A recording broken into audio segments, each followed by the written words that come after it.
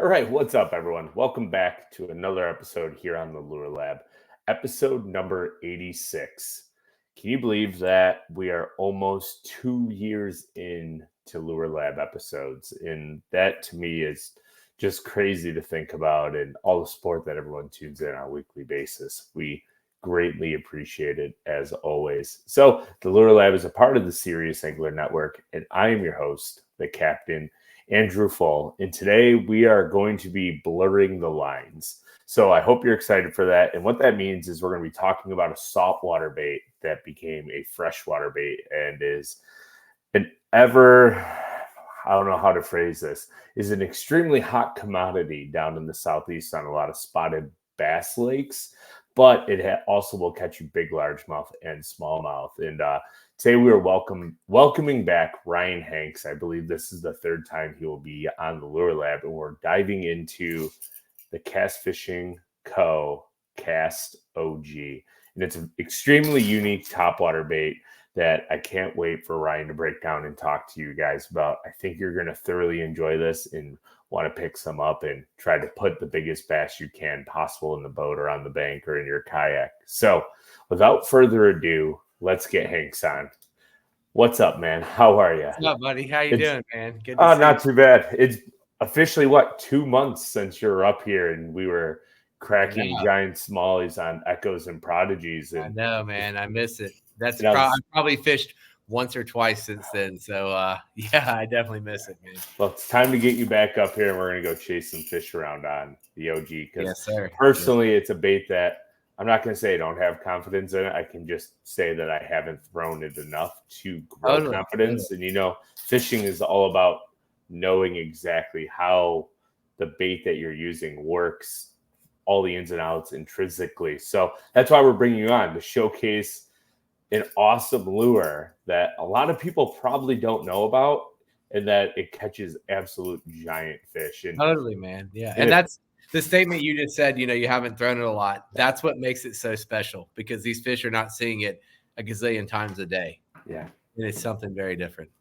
Yeah, down on like some of those lakes in Georgia, it's been absolutely pounding spots, right? But you guys are catching largies on it. And I know that you've come up here in the Northeast a couple of years ago and caught a couple smallies on it, if I remember St. Lawrence River. Yeah, I was there at a time. I'd say the water was still kind of a little too cold for a topwater, right? We still got a few on it. Yeah, that's awesome. So, I want to dive right into the bait. So hopping right in, what is the Cast OG besides it being a topwater bait? Okay, so the Cast OG is actually a lure that was developed and designed by my business partner, Mick Guthrie, in Australia on the Great Barrier Reef. And they use it for catching giant trevally in a much bigger size, this sort of size stuff right here. Let me show you, giant lures, right? And, being a bass fisherman myself, I had the chance to go over and fish for GT. And when I saw that lure, the way it works, 98% of our baits are walk the dog besides a popper, right? You're going to throw it out. You're going to walk the dog. Well, the way these guys were fishing this bait, it sits like this in the water, and they would do a sweep. And this thing would go under and do a big bubble trail and pop back up. And it had a really erratic kind of non-mechanical action. And I saw that, and I was like, that would definitely trigger some bites, like on my fishery, Lake Lanier, because a lot of those fish are more pelagic, right? Mm-hmm. They relate to herring out over open water. But we didn't, when we brought cast here, we were still thinking saltwater. It's fantastic in saltwater over here. But we brought it over, actually. I brought it to my buddy Eddie, Eddie Krauth, right? I wanted him to take it on a tuna trip. And I brought it up to Lake Lanier in the boat one day because he wanted to learn how to use it. And so he was casting it. This is October, and it's a good time for topwater. And he started catching some monster spots on it. And this was a much bigger size than what we offer. This was a giant size bait. And I remember that I left town that day, and my buddy Franco called me. And you know how we are as fishermen. Franco said, "Hey, what was that bait you got, Eddie?" And I was like, "It's a tuna lure." He's like, "Well, I want one." So I put it in his mailbox before I left town. And he called me like a week later, dude, and he had one of his biggest bags of spotted bass ever, and then broke off a giant striper in his trolling motor. So that wheel spinning that, maybe we should try and convert this to freshwater because there's a place for it there. So what the OG is, to answer your question, though, It's a stick bait, and then I'm holding up the bigger size so everybody can see it. It's hand carved balsa wood. It has a through wire construction. The reason why, you can see this one's all chewed up. This is from a GT on the Great Barrier Reef, but it has a through wire construction, meaning if this would ever snapped in half, you would still catch your fish as long as your knot's good tied up to it. And then what that also does, that allows us to put a rotating belly swivel on it. So, like on a lot of big glide baits, a lot of big swim baits, those fish can use leverage to throw the bait. Yeah. Well, they can't do that with the OG. So essentially, that's what it is. It's a stick. We call it a stick bait everywhere else. I think in America, a stick bait, you think of a Cinco or something like that, but this is a stick bait.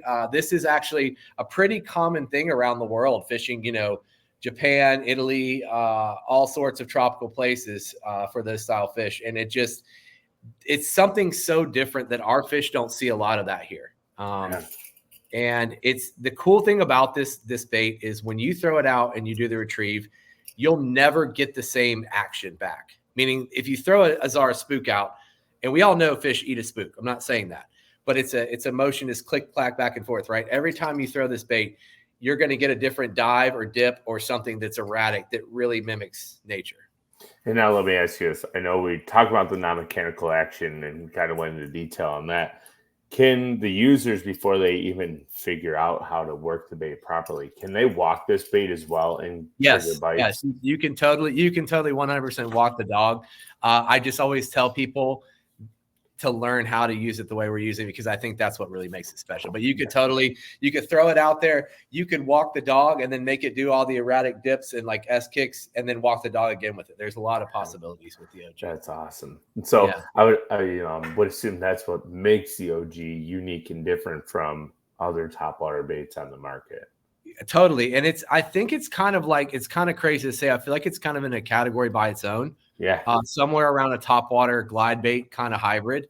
What we noticed, and I'm saying this on Lake Lanier because I fished that lake a lot, is when you would get a wolf pack of spotted bass behind it, it would always draw the biggest one to come out and attack that bait.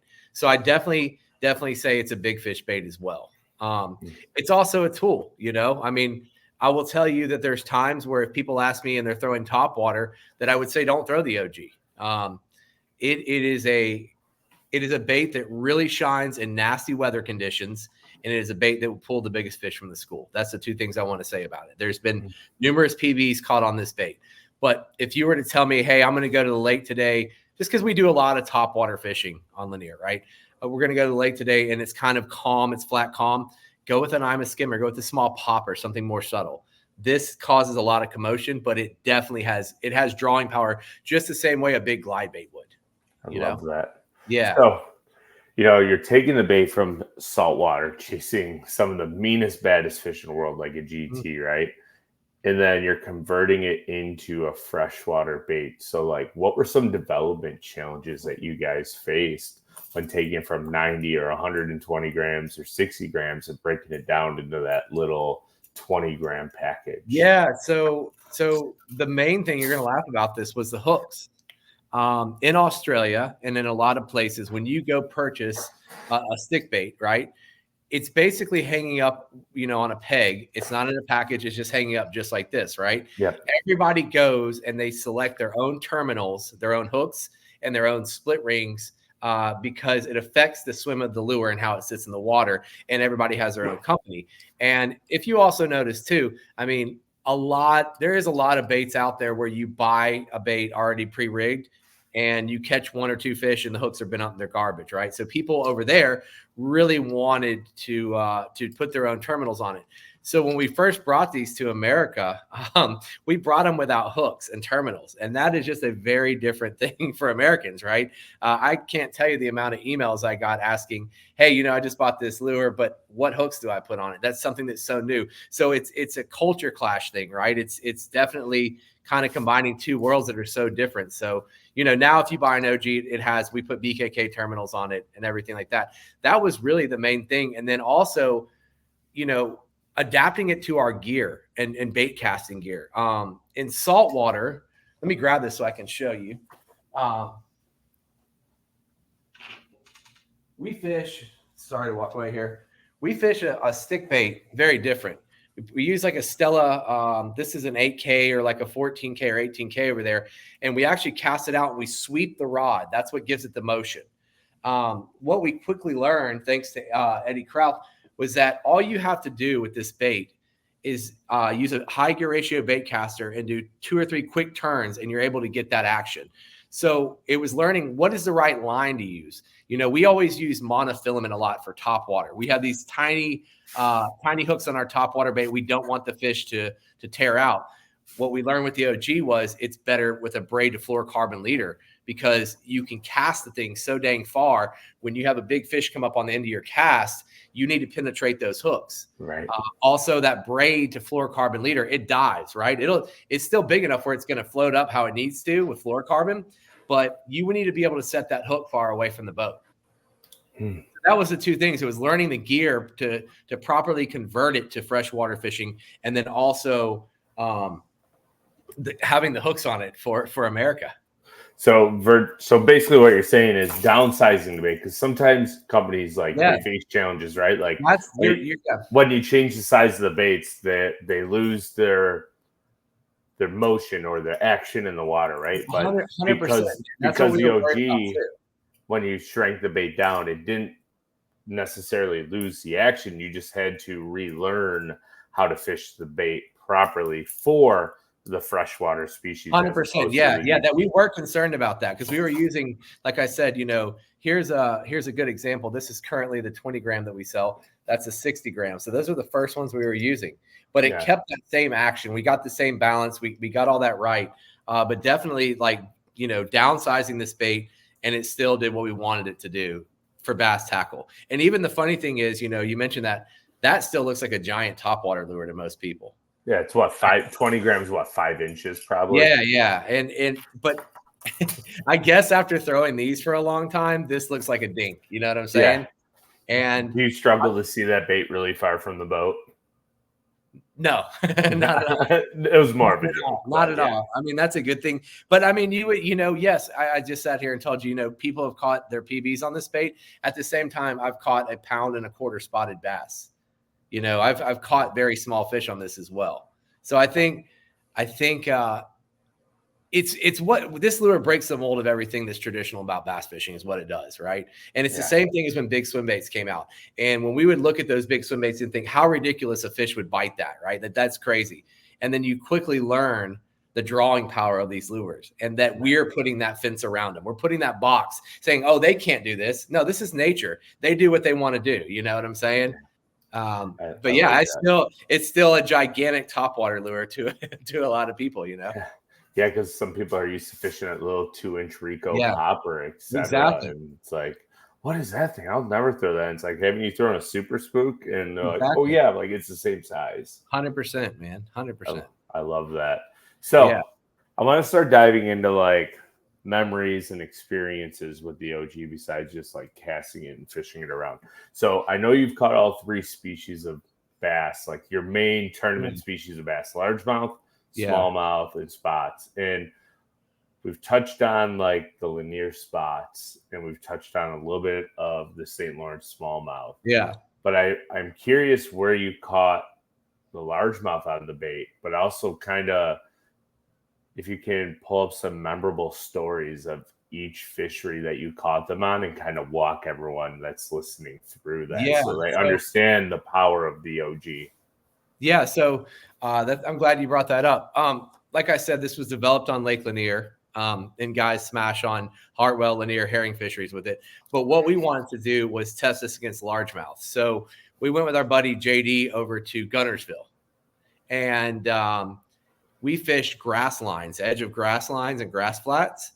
And it was so awesome to see. You would throw it over a pad of grass. There'd be a hole in it, and let's say the water's about a foot down where the grass is. It would dive just above, so you weren't getting your treble hooks hung up, and they would come out and smash it out of the grass. Right. What I learned about this was when we fish a lot of times, let's say the summertime for spotted bass, we're pretty aggressive working that lure. We're going to have it go just like a herring. What I learned with the largemouth is that I wanted to leave longer pauses. And it was very effective for that. And so I did that over on Guntersville.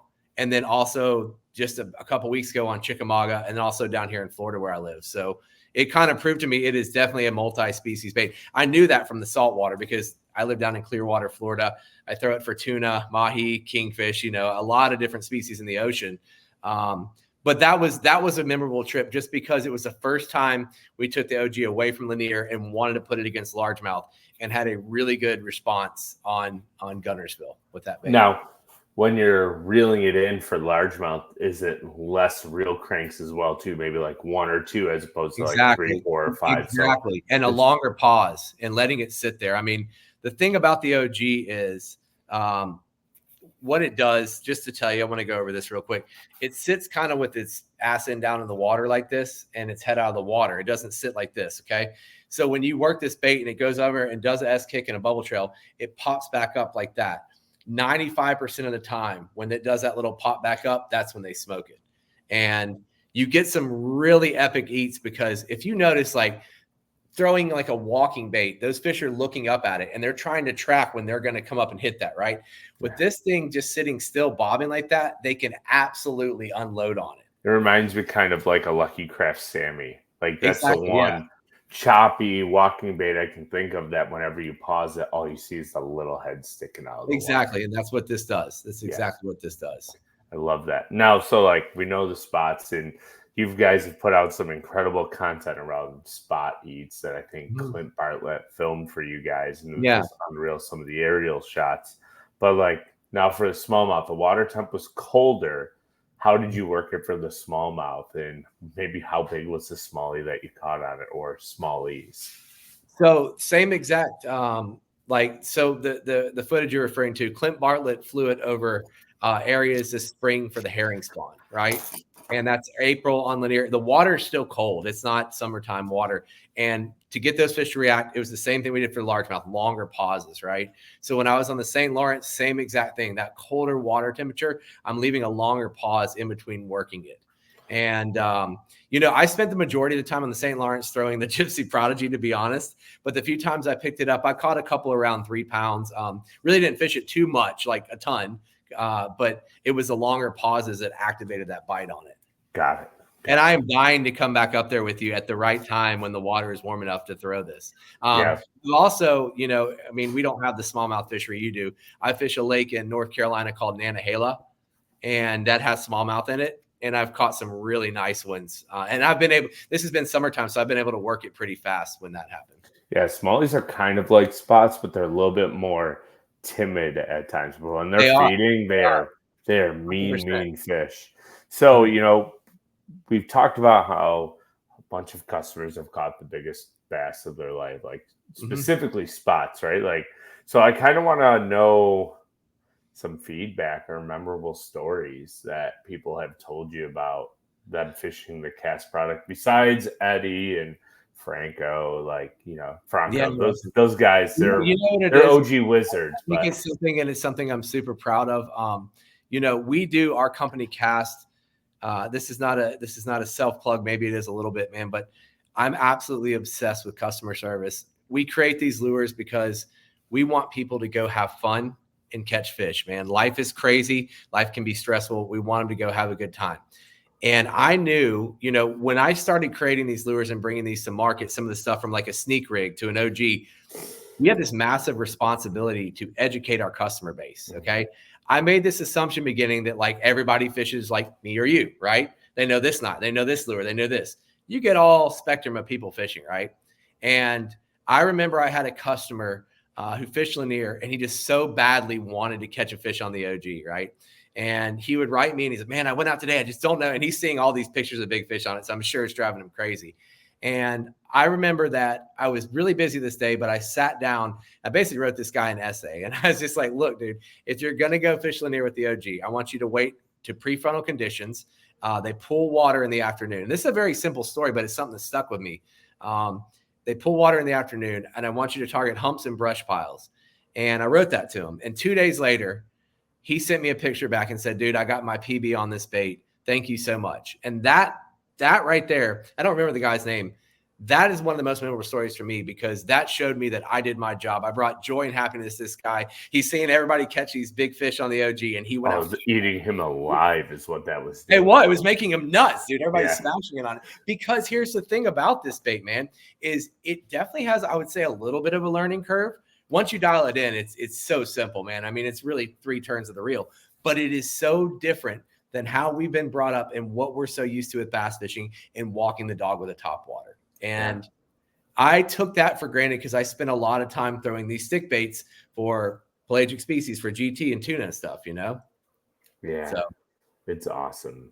Like, I think, we just had Pete on, right? Like from Omnia on the Serious Angler show. And he was telling us how over in Japan, they're so far ahead of the United States 100%. domestic market, right? Like, we are so archaic in the way that we think about bass fishing 100%, that we are so stuck in 10 years in the past, and we're so afraid to move forward and try something slightly unorthodox, slightly out of the box. Right. And that it's so fish will still bite. Like, fish are fish. They have a few things in life that they need to do, right? They need to eat, they need to procreate, and then they die. Like, that is the lifespan of a fish. Some live 5 years, some live 20. And the 2 biggest thing is protecting their own and procreating. And 2 is eating. Exactly. And I think that's one of the most fascinating things about bass is that, one, they will bite when they want to bite, right? But you can also make them bite with a proper presentation. Look at the Gypsy Prodigy, pink swim bait. And it's so funny. I think you saw I posted something today about that. About, I get so many people that ask me, you know, what's your favorite color swim bait for a smallmouth or a spotted bass? I say Gypsy. It's a morning dawn color, right? And that is just the craziest thing you've ever heard. It's why I sell so many pearl white and blueback herring. Yeah, it's a great color. You're going to catch fish on it. But I like to approach it. I've always been this way, man. You know, when the big hammer came out, when Matt Peters talked about it on the Southern Trout Eaters, we slayed on that thing, dude. Nobody's throwing it. When the Duo Realis spy bait came out, people thought that was a gimmick. You know, they didn't know. We slayed on that thing. Being able to show, these fish are seeing so many lures a day. They're so pressured. And being willing to think outside the box. I mean, that's why we do the sneak rig. That's why we do everything we do. It creates amazing results. So you just have to be open-minded enough and not put that fence around, you know, repeating the same thing. We're guilty of that, man. I think I've said that the last time I was on a podcast with you. We repeat the same actions over and over. You know, and that's it, and being willing to show them something different. That's the whole difference in it. You know? 100%. So would you say the best time of year to throw the OG would probably be once the water hits, say, like 60 degrees, and when your traditional topwater bite is on, essentially? Yeah, so there, you know, I can speak for the Southeast, right? Obviously, because that's what I fish, but there's some key times in the year where I feel like it really shines. If your lake has a shad or a herring spawn, that happens on Lanier in April, typically. It's absolutely unreal. That is a great time. And then for us, post spawn, when those fish, after they spawn, they recoup from that process and then they want to feed. That is post spawn. So, you know, right now, June, probably best time of the year to throw it. And then I really like throwing it in October before it gets too cold to throw a topwater bait. That's one of my favorites. Yeah, as the water temp is plummeting and the fish are basically like, oh crap, I need to eat before winter. To eat. Yeah, exactly. 100%. I need to eat because I know it's about to be winter. I've got to fatten up for the winter. Those are my top 3 times. So a herring shad spawn, post spawn, you know, in our case, they move right when they move out to the brush, and then the fall before it gets too cold for them to want to come up. Love that. So now that we covered that, I want to talk about the non-mechanical action. We kind of talked about it a little bit, but you only talked about how it's different from walking the dog. I really want you to dive into detail, like the heart and soul of the non-mechanical action and why that is so important. Right. So when I said earlier that this bait like truly mimics nature, and I said every time that you cast this bait, it's going to do a different retrieve. you have as the user of this lure or the angler, you can impart a lot of different action. You can put a lot of starts and stops on it. But what you do essentially when you cast it out, it's going to sit like this in the water. You're going to do 3 or 4 really quick cranks of your reel. That's going to cause this lure from sitting here to bite down and do an S kick. What I mean by an S kick is like basically a big glider, a zigzag. It'll have a bubble trail and pop back up. And depending on how many times you turn your reel, how hard you hit your reel, it might go under and then skip off this way. It might go under. And then like I literally, depending on what I've noticed too, is depending on the waves and the wind that day, how the waves are chopping, you can get this thing to go down and then pop back up, come out of the water just like a herring or a gizzard shad and pop right back down. That's wild. Yeah. Instead of just your traditional, because, like we're talking about bass fishermen in the United States. Well, we shouldn't even say the United States. In North America in general are so close-minded to change that as soon as a bait doesn't walk the dog or pop or chug, they're like, nope, it doesn't work. Like, right. They don't give it the fair shake. We've become conditioned, and I think the guys that are willing to think outside the box are the guys that are doing really good. I mean, look at the pressure right now on fisheries, okay? And not getting in this discussion, but I want you to think about younger and younger anglers getting into fishing, the high school fishing, right? Where guys now, anglers coming up, they can get on YouTube. There is a wealth of information out there that they can go, you want to know how to do this? You want to know this rig? You can see it. Where guys before, back in the day, it was time on the water, right? So we're having this massive influx of really talented young guys come. You're having all these college tournaments, high school tournaments, your weekend guys, your other tournaments out there, right? You're having so many people on the water. These fishes see so much pressure. Forward-facing sonar, you can see where the fish are now, man. You can cast right at them. I'm not saying you just catch them because you can see them, but you definitely have an understanding of where they are. They're seeing a lot more baits, right? And the thing I try and tell guys, because in the summertime, and I'm going to reference Lanier, I just got to reference what I'm used to or what I'm fishing. Yeah, absolutely. But it's brush pile fishing, right? So you could pick any lure. I don't care. And I may have said this on a previous podcast, the green pumpkin shaky head, a fluke, or anything you want to put over that brush pile, right? You think that you're the first person doing it that day. You may or may not be. But after that, 20 more people are going to present that lure to that fish that day. And then I want you to think that it happened the day before, and then weeks before, and then months before. They see so much stuff, right? And I can tell you over my fishing career, they do get conditioned. I don't want to give a fish too much credit. It still is a fish. But they get conditioned over time to seeing that. I can tell you lures that I have thrown that when we first brought them, they smash all the time. It's just automatic, right? And then over time, you could tell, then you'll see them falling. They're like, I don't know about that, And I think that being open-minded, being willing. I mean, the best thing I ever did, I remember when I moved from Georgia to Florida, and people will laugh about this because I didn't want to do it because of my fishing. Now, Florida is like the fishing capital of the United States, man. We've got everything from tarpon to bass, anything here. I was so dialed into my fishing up there. But when I moved down here, it was the best thing I could have ever done, because what it did is it showed me a whole different side of fishing besides my little world of derbies on Lake Lanier and what I thought was fishing. And it challenged me. It made me learn more techniques. And that's been the thing that I've converted back and forth. When I went to catch my first GT in the Maldives, right? Everybody was throwing these big poppers up on top of the reef. Okay. And basically it's an atoll. So I want you to imagine deep water all the way around. It comes up to an atoll, and that's the reef, right? Well, they had points on them. And I had a sinking stick bait from Siren Lures, Jason Siren. He's up your way. He's an amazing guy. I can't say enough about what he's a Northeast guy. Yeah. He's one of my favorite people in the whole entire world. And he makes probably the nastiest, best sinking stick bait in the world. He does. It's just awesome. And so I had his lure that I bought on this trip. Well, so I saw this point sticking out, and I was like, if I was on Lanier on a point, I'd throw a Vision 110 and snap it a few times off a point, how we do. So I took that, I waited my turn, everybody's bombing up there. And then when we got to the point, I bombed that down, let it sink off the end of the point, snapped it a few times, and I got my biggest GT that day. And that was something that typically you're not doing. You're focusing on this. So anybody that's listening to this podcast, I can't convince you guys or encourage you guys enough to just try and think outside the box, Yeah, even if it's not with like a cast OG, right? Like just in general, like maybe how you're rigging things, rigging, odd colors, like yes, Yes. Always fish staples because the staples are tried and true, but always have something that you have confidence in that is slightly outside the norm.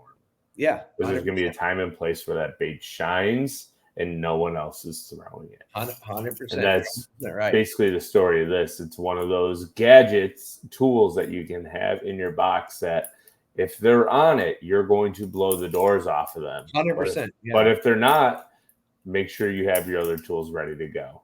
Yeah. And you guys that are listening, I encourage you, go to our Instagram and scroll down. We had our buddy Clint Bartlett just fly a drone for a whole entire day during the herring spawn.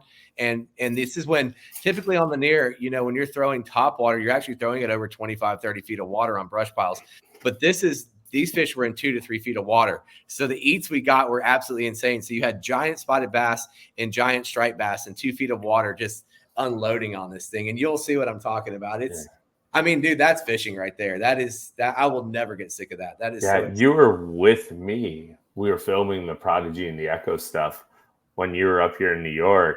And I think Clint sent that over while we were in the car, didn't he? Yeah, it was insane. Yeah, hey, if you ever want a bite to go off on a lake, make sure I'm not there. Yeah. Yeah, because you got here and it got tough as nails. And as soon as you left, it got good again. Yeah, that's for sure. So I know what's going to happen. Like, I'm going to trick these fish. The next time I come see you, I'm just going to show up at your door. Like, can we go to the lake tomorrow? And then we're going to have 25 pounds. Yeah, probably. We'll just go fun fishing and leave the cameras. Exactly. Home, exactly. Yeah, perfect.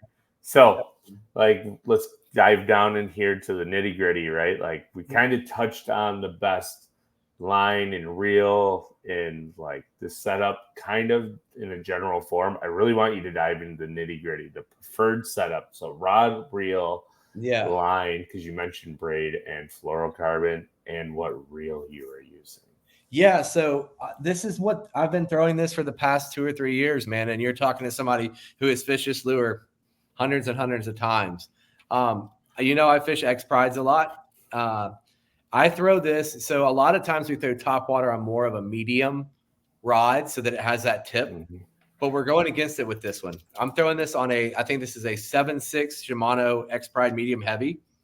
The reason I'm choosing this rod, it does a few things. First off, it has enough of a tip for me to cause action on the lure, but it can absolutely launch it as well. This is a heavier lure, right? Where that medium might be a little too noodly to really get that launch out there. Yeah. But what the most important thing I think it does is that, as I mentioned, and I probably didn't cover this enough. I mean, besides the action on this bait, guys, you can absolutely throw this a mile. So we always would have fish coming up schooling just out of reach, and you can get on them with this. But that being said, if you have a giant hit at the very end of a long cast, you need to bury those trebles. We're using pretty thick gauge BKK stings that come on this. So you're going to need to penetrate those hooks. So that's why I found the medium heavy to be the best. I'm fishing this actually on a metanium, 7-1 metanium or an 8-2. You don't have to use a metanium, but what you need to know is that all of your action for this bait is going to come from your reel handle. It's not going to come from the rod. It's all about those 2 or 3 quick cranks to get it to bite down and do what it needs to do. So you want a 7-1 or higher. That's very important. Reel is the most important part of this setup. And then I fished this on our 50-pound Cast X12 braid to a short 17 to 20-pound fluorocarbon leader. For those of you listening, and I'm not trying to be a braid salesman, but I don't want you to hear this and go get this set up and buy 50-pound braid of another company. If you do choose another company's braid, you need to go 30. It's just that our 50-pound is a very small diameter. If you have this set up, you're going to be able to absolutely launch this bait. The braid has no stretch, so it makes the lure really responsive on a far cast to get that diving action. And then another thing that I like to do, and I do the same thing with a lot of my baits, is something that I did from saltwater, is my fluorocarbon connection, the knot never goes through my guides. I'm using a very, very short leader. What that allows me to do is get an even further cast. I don't have my knot clanging through this. I promise you that makes no difference in the bite. And this is pretty much the ultimate setup for the OG and the best one that I've found. So, just to recap, you guys want at least a 7.2, 7.6 rod, medium heavy, a reel that is 7-1 or faster, and then a braid to fluorocarbon leader that's been our setup. That's been really good for this. Love that. Yeah. So to wrap things up here, after talking about the rod, reel, and line, the whole shooting shebang in the setup, Yeah. are there any further plans for the OG, like maybe an additional color line? Like I know there's 4 colors now. Are you going to regionalize colors? I know you guys have done like some collabs with other guys like Big Bass Streams, etc. So like, what Yeah. are some of the plans going forward for the OG? So we want to pay homage. First thing is we want to pay homage back to our saltwater side because that's where this all came from. We've got a really huge collab for us, the saltwater brand. That's all I can say about it. We're going to release it ICAST. I'm really, really excited about that. And that will be available here in the United States for guys that, especially up in your area that fish tuna, fish saltwater as well. The color will smash in freshwater, but really, really excited about that. We are planning on adding, back some bigger sizes. Right now it's available in the 20 gram. This is probably our most popular size right here. What we're going to start, we're pretty much, I think the OG is sold out nationwide. Tackle Warehouse may have a few. We have about 20. This is a color. It's a matte chrome called River Gray. This is our most popular color. We have about 20 of these left on our site. We're going to probably restock in I'd say about 3 weeks from now, and we're going to do our first limited edition color drop that are numbered. And this color, I'm really excited about. I can't wait. Moving forward, we're going to keep adding limited edition colors. We've got some others in the works. They will only be available at castfishing.co. So Cool. definitely we want to do some one-time colors. We have our base colors that we really like, but we want to do some really unique stuff. And the first one that's dropping is probably the one that I'm the most excited about. So yeah, yeah, I can't wait to see what it is. It's yeah, gonna be it'll be cool. super exciting. So, and like you said, sizes. Like, do you have any like plans to bring back? Like, what size are you thinking? Are you gonna go a smaller one, like a 10 gram? oh, Have you here, tried this to is do cool. a 10 gram This is or? actually cool. I'll show this, and nobody's ever seen this. I'm going to show this on here. Oh, geez. Cool. So this, and we've been going back and forth on it. This would be your smallmouth killer, by the way, probably. Oh, this is a 10 gram OG. You can see how small it is, right? We have played. So that's a 20 gram. That's the 10 grams to show you how small. Throw this actually on a spinning rod, man, with light line. Has the same action. When I was saying earlier about throwing the OG on like those windier days, you know what I'm saying? The calm days, dude, this thing smashes. So we are playing with the idea of bringing this to market. What we think about as a company, though, is that these are all hand-carved balsa wood and painted with through-wire construction. That production cost is not a cheap thing, right? So at what point do we say too much is too much? You know what I'm saying? Yeah. And looking at like a customer base, like what would a customer be comfortable paying for a lure this size? But we tested this on Lanier. This is a nasty little bait. This is the first time it's ever been shown to anybody. So it's a really cool one. So we're thinking about doing the adding the 10 gram coming this fall as well. Oh boy. Yeah, but for maybe it'd be a good plan to release it in like limited quantities and be like, here it is for one drop. Exactly. Doing some drops on it. I think that's something we would do. But yeah, it's a cool little bait, man. It's very finessey. I think, the reason too why we haven't just gone with like this smaller size is the drawing power of this bait. And what we know is special about it, man. You lose that drawing power with this, but it definitely has a time and place. I can tell you that because we've tested it now for about 3 or 4 months, and the results are really good on it. Heck yeah. But this one, I just showed you the setup for the OG. I would go. You could throw this one on mono. This is going to have some tiny hooks on it. It walks the dog. It does all that. You could throw this even on a spinning rod, which sounds crazy to throw topwater on a spinning rod, but that's where this came from. You could bomb this thing a mile on a spinning rod, with like 20-pound, 30-pound X12. Sounds fun to me. Yeah, I'll send you one of these to play with, man. I think this is what I need to send you. Oh boy, you're gonna ruin me even more. Yeah, no, it's cool. It's cool, man. And I think that if anybody is serious about fishing the OG, what you should do is go out and just it's like how I did when I learned lures. Is just bring that rod with you that day and just focus on learning it and all the nuances. You'll be really excited to see all the little tweaks you can do to that bait and get it to move certain ways. And it's exciting when you get your first blow up on the OG. This is not being a salesman. It's not like another topwater bait. Like they absolutely just waylay the crap out of it. Yeah. So I think I just found my title for the episode. It's not like any other topwater bait. Perfect. It's not. It's totally different. I can't tell you how cool it is too to be able to take something from another culture, another part of the world, and introduce it to our fisheries and see the response it's gotten. I mean, that's pretty awesome. Absolutely. Yeah. Absolutely. So yeah, I look forward to bombing this thing around. Hopefully this summer if I have some free time and catch some bass. I have a feeling I'm gonna end up catching like a big muskie or something on it. Dude, I'm dying to catch a muskie. Like, oh, son of a gun. I want to you know, and you usually at the end of these things ask me like one little tweak or one thing like mod. I want to say that just real quick. I want to let guys know that the way we fish this in saltwater, the way my buddy Franco fishes it, is we actually here I got this one rigged up like this. This is a 60 gram. This is way bigger, but we fish a swivel to a split ring that comes from saltwater because when we fish those lures over there, we don't retie.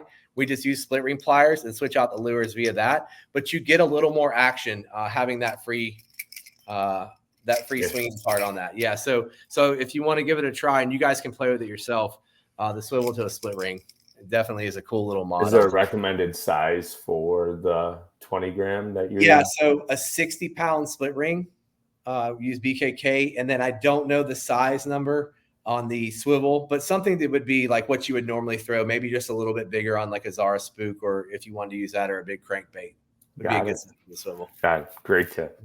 Well, Ryan, I want to say thank you again for coming back on the Lure Lab. I hope to see you soon, but I know how hectic it is running a business, especially in the times of economic uncertainty that we have going on all across the world. So I want to wish you the best, and we'll chat soon, buddy. Thank you again. I appreciate you. Thank you so much for having me on, man. You're right, Brad. One of my favorite people. Yeah. Thank you, dude. Hey, same to you, Ryan. Well, I hope you have a good night, and we'll chat, I'm sure, tomorrow. So have a good one, buddy. See you. Thank you. All right, everyone. Well, thank you for tuning in to this week's episode here on the Lure Lab. I hope you enjoyed it. Get out of your comfort zone. You know, it's one of the best parts about being light.